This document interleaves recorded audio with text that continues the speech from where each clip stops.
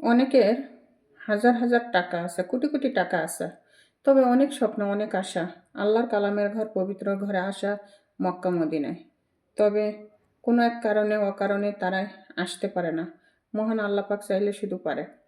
মহান আল্লাহ পাক না চাইলে তো কোনো ব্যক্তি আসতে পারে না। তবে আমাদের টাকা পয়সা কোনো কিছুই নাই।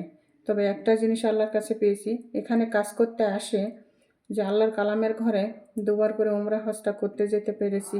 মক্কা এবং মদিনায় ২ জায়গাতে গিয়েছিলাম ২ বার। আলহামদুলিল্লাহ, এটা আমার অনেক পরম পাওয়া। তবে মক্কায় গেছি ২ বার, মদিনায় গেছি ১ বার।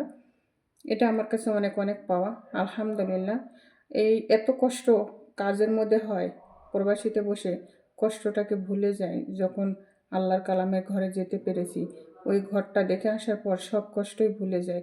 যে কোটি কোটি টাকা নাই, কিন্তু পবিত্র ঘর থেকে আসতে পারিছি, এটা আল্লাহর কাছে অনেক অনেক শুকরিয়া জানাই।